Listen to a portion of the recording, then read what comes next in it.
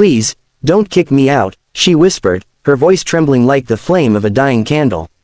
Her apron hung limply from one shoulder, and the small notepad in her hand was blotched with coffee stains and tears.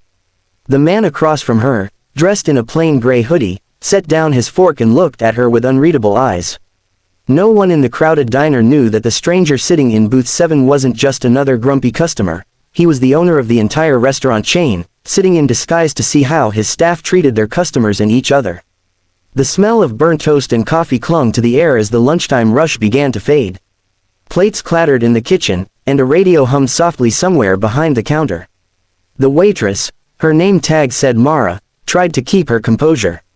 She wasn't begging for sympathy, she was begging for survival. The shift manager, a heavy-set man named Carl, loomed behind her. His arms were crossed, his mouth tight with irritation.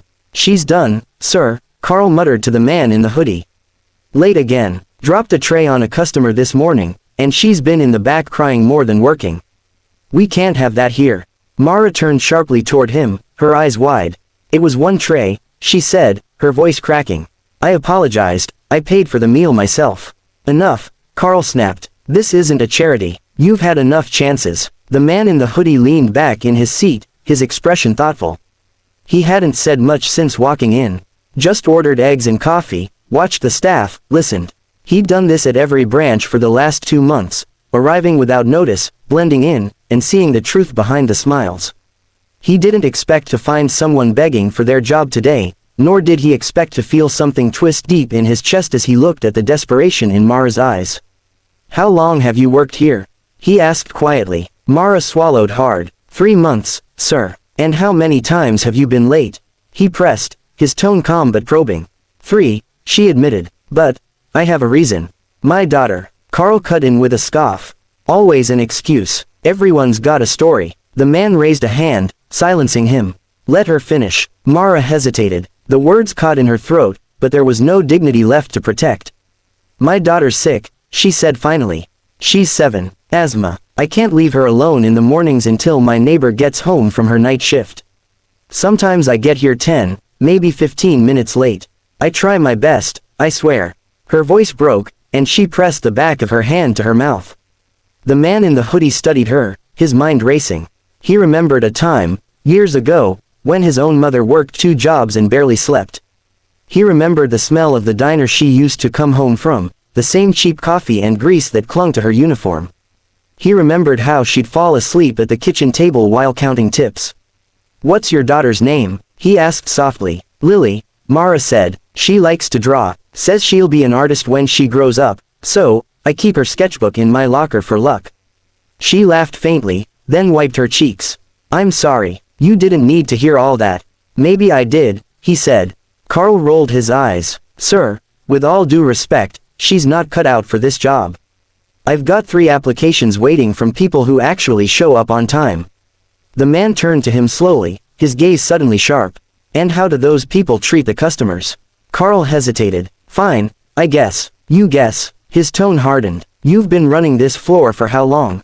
2 years, Carl said defensively. And I run it well. I see, the man murmured. He pushed his plate aside and stood. Then, maybe you can explain why the couple in booth 3 waited 20 minutes for their order. Or why the dishwasher's been working double shifts without a single word of thanks. Or why your staff looks more afraid than motivated. Carl blinked. Who are you? The man reached into his pocket and pulled out a sleek black card. It wasn't a credit card, it bore a silver logo shaped like a stylized flame. The logo of Flamehouse Diners. The very restaurant they were standing in. Mara froze. Carl's face went pale. No way, he muttered. You're Ethan Cole, the man said quietly. Owner. The room seemed to tilt. The other waiters behind the counter stopped pretending not to listen. Even the cook peered through the order window, spatula in hand. Ethan's reputation was legendary, the billionaire founder who'd started as a busboy and built an empire by understanding the people who worked for him. But he hadn't been seen in person in years. Carl stammered. Sir, I didn't realize. I know, Ethan interrupted. That's the problem. He turned back to Mara, who stood frozen, her hands twisting nervously. You said you've been here 3 months, he said. Has anyone ever offered to adjust your schedule? Maybe give you shifts that fit around your daughter's care? Mara shook her head slowly. No, I asked once, but Carl said scheduling changes weren't allowed unless you'd been here a year. Ethan looked at Carl. Is that true? Carl swallowed. It's policy, sir. No, Ethan said flatly. It's your rule, not company policy. The silence that followed was heavy. Mara didn't know whether to cry again or run. She couldn't tell if this was good or bad. All she knew was that her heart was pounding so hard it hurt. Ethan sighed and rubbed the back of his neck. Mara, you're not fired. Not today, not over this. You'll keep your job, but you'll also get a schedule that works around your daughter's needs. We can arrange transportation assistance for medical visits too. Her mouth opened, but no words came out. Thank you, sir, she managed, tears spilling over. I won't let you down. I know, he said gently. He turned to Carl. You and I will have a conversation in my office tomorrow morning. Until then, you're suspended. Carl's jaw dropped. Suspended, sir? With all due respect, this girl's not the only one with problems. You can't just. Ethan's voice cut through the air like ice. I can, and I just did. Carl stepped back, muttering under his breath, and disappeared toward the kitchen. The other employees exchanged glances, a mix of fear and awe. No one had ever seen management challenged, let alone by the owner himself. Mara wiped her face, still trembling. I don't know how to thank you, she said softly. Don't thank me yet, Ethan said. Thank yourself. You showed up, even when it was hard. He started toward the door, but something made him stop. Do you have a few minutes? He asked. I'd like to hear more about Lily. She blinked. Now. He nodded. Now. They sat together in the corner booth as the last of the customers left. The hum of the refrigerator was the only sound.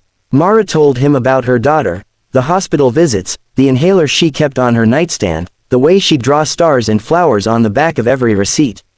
She spoke with a mix of pride and exhaustion, and Ethan listened carefully, jotting notes on a napkin. When she finished, he said, You know, we have a charity branch that funds medical care for employees' families. It's underused because most staff don't even know it exists. That's going to change. Her eyes widened. Are you serious? Very. He smiled faintly. Starting with you. I'll make sure your daughter gets the care she needs. Mara covered her mouth, overwhelmed. I don't know why you're doing this for me. Ethan's gaze softened. Because someone once did it for my mother. The words hung in the air. He stood, leaving $100 bill under his coffee cup. Take the rest of the day off. Go see Lily. She tried to protest, but he just nodded and walked out into the sunlight. Outside, Ethan paused beside his car, looking back at the diner. The paint was chipped, the sign half lit, but inside, he saw something he'd forgotten existed, the heartbeat of the business. People, struggling, working, trying. And one woman's plea had reminded him why he'd built it all in the first place. The next morning, the diner buzzed with rumors. Carl was gone, transferred indefinitely, and new posters appeared in the break room announcing employee family assistance programs. Flexible scheduling, childcare stipends, and emergency aid were now highlighted in bold print. Mara returned to work that day, nervous but lighter somehow. When she clocked in, she found an envelope in her locker. Inside was a handwritten note. Greater than, for Lily. Keep believing in the stars, EC. Tucked beside it was a voucher, 1 year of paid medical coverage through the company's foundation. Her knees nearly gave out. She sat on the bench, clutching the note like a lifeline. For the first time in months, she let herself breathe. Weeks passed, and the diner changed. Employees smiled more. The new manager, a kind woman named Rosa, made sure everyone took breaks and rotated shifts fairly. The customers noticed too. Tips went up, complaints went down. The atmosphere felt alive again. Ethan visited only once more, this time without disguise. Cameras followed him as he spoke to staff, announcing new benefits across all branches. But when he reached Mara, standing by the register, he simply shook her hand. You were the reason this started, he told her quietly. Don't ever forget that. I won't, she said, her eyes shining. That evening, after closing, Mara walked home under the warm glow of streetlights. The city hummed softly around her. When she reached her small apartment, Lily was waiting on the couch, a sketchbook open on her lap. Mama, look, she said, holding up a drawing. It was of a woman in a waitress uniform standing under a sign that said Hope Diner, with a little girl holding her hand. Mara smiled, tears forming again. It's beautiful, baby. Do you think it'll ever be real? Lily asked. It already is, Mara whispered, pulling her close. It already is. Outside, the city lights shimmered like stars, the same ones Lily loved to draw, the same ones Mara used to wish on during long nights. Somewhere across town, Ethan Cole looked out from his penthouse balcony, holding a cup of coffee and thinking about that night in the diner, about a trembling waitress who reminded him that empathy could change everything. He smiled to himself and whispered into the night, "Please, don't kick me out." The words echoed in his memory, not as a plea, but as a promise. A reminder that no one deserved to be thrown away when all they needed was a chance to stand again. And for once, the billionaire who had everything felt that he had gained something more, the simple, priceless warmth of doing what was right,